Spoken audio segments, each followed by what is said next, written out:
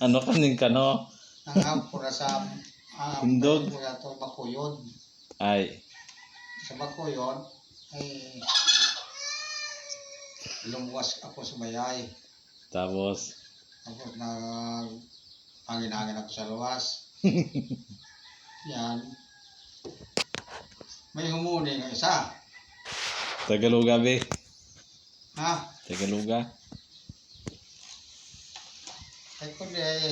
Ang ba na itong isa. Kuwi, kuno kuwi.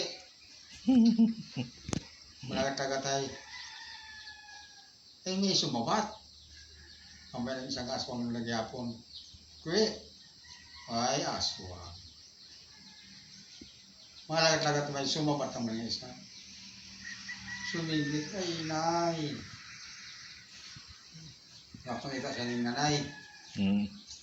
Pero mataas ang lupad. Mataas Sa din nga lugar. Palusinan ng lupad. Ang Lucina na delikado. Damo gilid dito sa Lucina.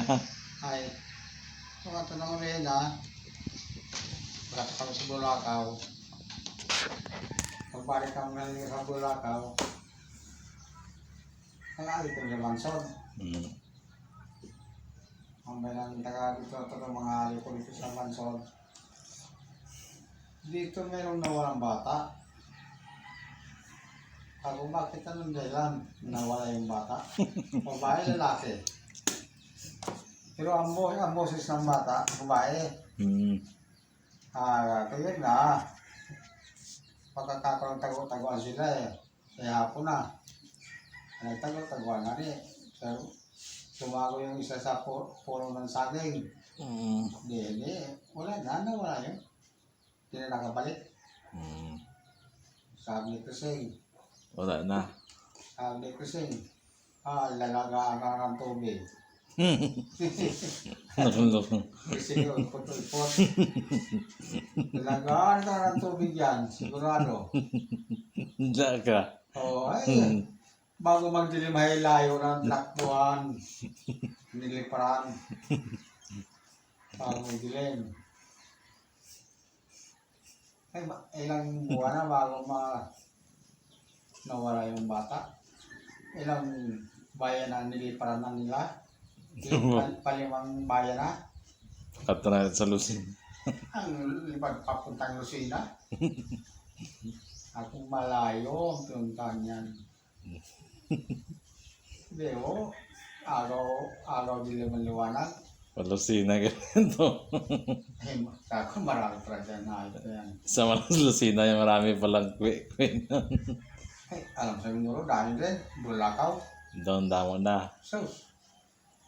Marami pala. Awan ko lang kung maniwala ka. Libre na. Sa ato sa Mindoro naging abangan ka mo. So, nabangan kami sa Bulacau. Ano, adlaw na gabihan. Alas 3 na madaling araw. At isyong handa-handa ka lang. Hawakan mo yung itak mo. Mabuti, puspuro, ilaw. Isa kami ilaw eh. Pagdating namin sa lapit sa bahay, napagbangga na yung pakpak na suwanga. Damo na. Pagpabangga na sa duhat. Ako, hindi ko na tayo tapos ito. Nakaligtas kami. Ay sabi ko, dito na tayo matulog sa bahay ng mangyan. Walang tao naman. Doon kami naman naagahan. Sa panumang yan sa kubo. Hindi naman kubo. Yung bahay na yun. Ang bahay na inabando na. Bahay ng mangyan. Diyan na ningkan. Doon ka namin na umanggahan. Kagtalahap ka yung mga manok ng mga labuyo. Maya ning hubugan Dubayay. Asma. Ya hubugan Dubayay. Kaya, ako hawak ko ng isang patalin. Sumbilin.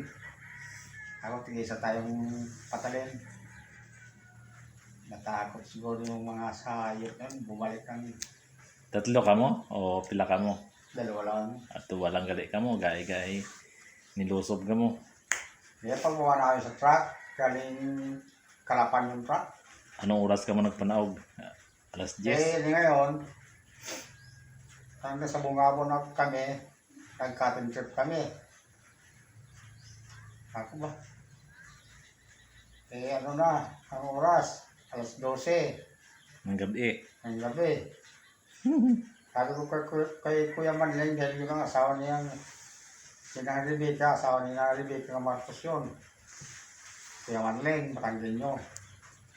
So, Kuya Manling, eh, merong dumating na traka. Ako, RCD dyan. Sabi niya, ay oo, ano pa yan eh.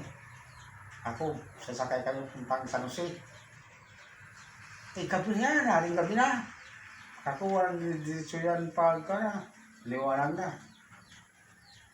Eh, delikado. Ay, nangahas kami.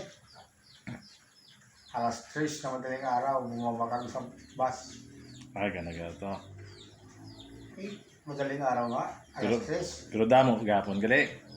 Ang aswang. Ay, oo. Alas 3. Eh, akala mo yan, hindi gumagalaw yan. Eh, naghanap buhay niya sa gabi. Ganun mo pa yung talaga. Mamalayan mo yan. Mamalayan mo yan, sigurado. Naninilit na ng may sakit na bata yan. Ano ko na? Tandaan na, mga pagsindi ko ng ilaw. Ha? Isa, humuli lang isa, humuli.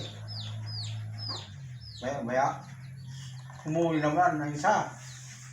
Ako yan, parami ng parami. Bago nagkarating kami ng bahay. Ako, dudumugin na tayo niyan eh. Damo na. So, dahil, banggaan ka ko siya. Banggaan yung mga pakpak nila sa mga kahoy ko dahil malimit yung mga kahoy. Ako, hirap. Ang dami dyan ang tagapanay. Tagapanay pala yung damo nagpangdaya dito. Dami. Tagapanay.